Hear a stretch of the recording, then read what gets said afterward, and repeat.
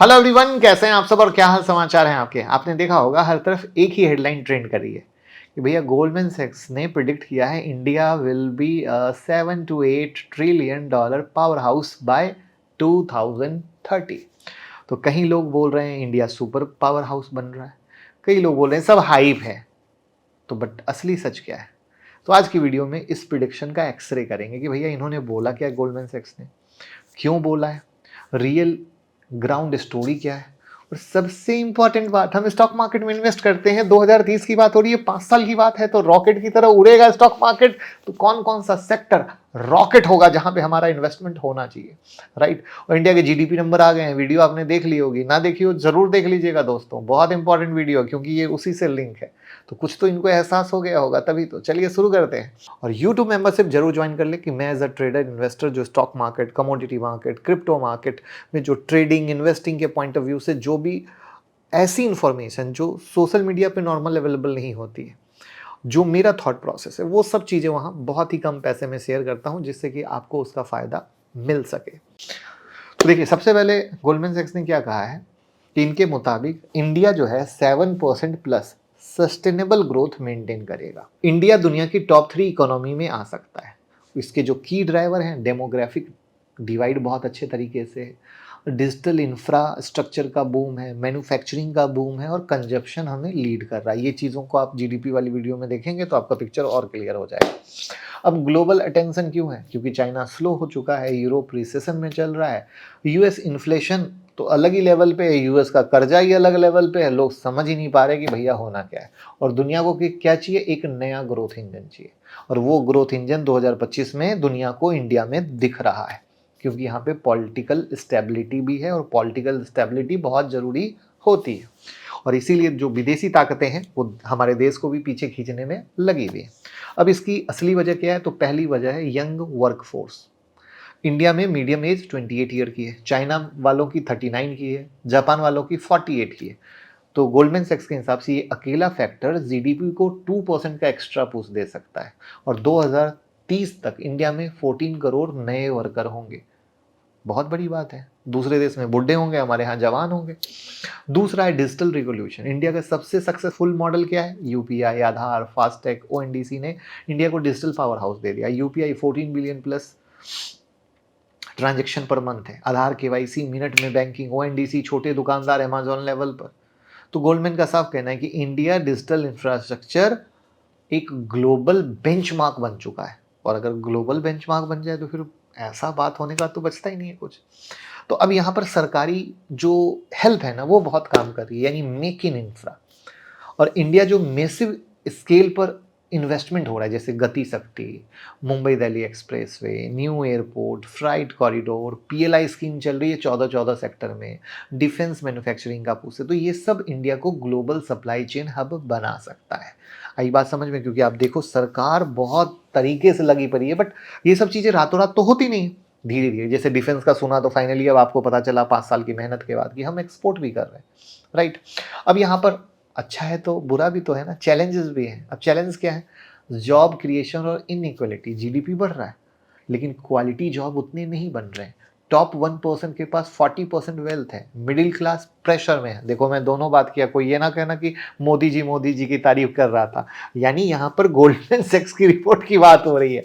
फिर आता है जियो पॉलिटिकल रिस्क, यूएस रिसेशन है, चाइना कॉन्फ्लिक्ट है, मिडिल ईस्ट में इनस्टेबिलिटी है, ऑयल प्राइस का साला लफड़ा चला रहता है, और ये एक्सटर्नल रिस्क ग्रोथ को प्रभावित कर सकते हैं। फिर आता है हमारे देश में सबसे बड़ा टेंशन, पता है क्या?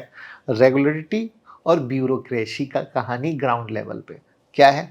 कंप्लायंस कॉम्प्लेक्स है, स्टेट लेवल अप्रूवल स्लो है, करप्शन है, ठीक है। ईज ऑफ डूइंग बिजनेस पहले से इंप्रूव हुआ है बट बहुत कुछ करना है, राइट।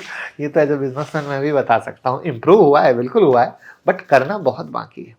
अब आते हैं सोशल ट्रांसफॉर्मेशन पे। देखिए, अर्बनाइजेशन जो है प्रेशर में, 2030 तक 45% पॉपुलेशन सिटी में होगी, तो वाटर, इलेक्ट्रिसिटी, हाउसिंग प्रेशर बढ़ेगा, तो ग्रीन ग्रोथ जरूरी है। अब ये ग्रोथ कितनी तेजी से होगा देखने वाली बात है। स्किल गैप है, वर्कफोर्स बहुत है लेकिन स्किल्ड वर्कफोर्स कम है, ओनली 25% ग्रेजुएट इंडस्ट्री रेडी। दिक्कत है ना, बट ये काम भी हो रहा है ना, तो दोनों चीज़ें हैं। अब ग्लोबल इन्फ्लुएंस की बात करें, इंडिया जितना स्ट्रांग होगा उतना उसका वर्ल्ड में इन्फ्लुएंस बढ़ेगा, राइट। अब कहोगे कैसे, तो चाहे ब्रिक्स हो, क्वाड हो, डिजिटल डिप्लोमेसी हो, डिफेंस पार्टनरशिप हो, वहाँ पर हमें पूछ मिलेगी, हमें वैल्यू मिलेगी, हमारी बातों की रिकॉग्नाइजेशन मिलेगा। तो अब सवाल ये है कि 2030 कैसा दिख सकता है। देखिए पोटेंशियल बहुत बड़ा है, यंग पॉपुलेशन, डिजिटल टाइगर कह लें कि लायन कह लें, जो कहना चाहिए आप कह सकते हैं, कंजप्शन का बूम है और मैन्युफैक्चरिंग का बूम है, लेकिन चैलेंज भी है। चैलेंज क्या है, जॉब, इनिक्वलिटी, क्लाइमेट, स्किल। तो अगर इंडिया 70% भी डिलीवर कर देता है तो सबसे तेज इकोनॉमी बना रहेगा। तो अच्छा बुरा, बट अगर बीच से एक स्टेबल सरकार चीज़ों को अच्छे से करके ले जाए तो दुनिया की सबसे तेज इकोनॉमी बन सकती है। यहाँ पे मज़ेदार बात क्या है पता है, सिर्फ गोल्डमैन ही बुलिश ओपिनियन नहीं दे रहे, मॉर्गन स्टैनले भी मानते हैं कि इंडिया नेक्स्ट ग्लोबल फैक्ट्री है, जेपी मॉर्गन मानते हैं डिकेड लॉन्ग ग्रोथ साइकिल है, आईएमएफ कहता है कि भैया बहुत खतरनाक लेवल पे इंडिया ग्रो करेगा। लेकिन कुछ लोग सतर्कता की भी बात करते हैं, जैसे एचएसबीसी का कहना है स्किल गैप की समस्या, एसएनपी का कहना है स्ट्रक्चरल रिफॉर्म बहुत स्लो है, और एक्सफोर्ड इकोनॉमी का कहना है कि इनइक्वलिटी जो है वो जरूरी है। इनइक्वलिटी समझते हो ना, पैसा वाला गरीब, लाइक दैट है। तो अब आते हैं सेक्टर की बात, जिन जो लोगों को इंतजार होगा, सर कोई ये तो मेरे काम का नहीं था, काम का था, बट इसी को समझेंगे तभी सेक्टर की बात करेंगे। तो स्टॉक मार्केट के अंदर 8 बड़े सेक्टर एक्सप्लोसिव ग्रोथ दिखाएंगे। क्या मैंने वर्ड यूज किया, एक्सप्लोसिव। अब देखना वो पूरी वीडियो से कैसे निकलता है। वीडियो को लाइक तो कर देना। देखो पहला सेक्टर निकलेगा मैन्युफैक्चरिंग और कैपिटल गुड का। बिगेस्ट विनर का है China +1, PLI scheme, defence plus electronics, industries wave और इंफ्रा का बूम।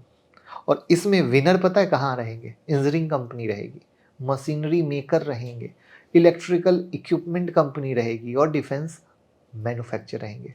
और ये मल्टी डिकेड ट्रेंड बनेगा, एक टाइम नहीं बोल रहा हूँ, मल्टी डिकेड, नोट करके रख लो।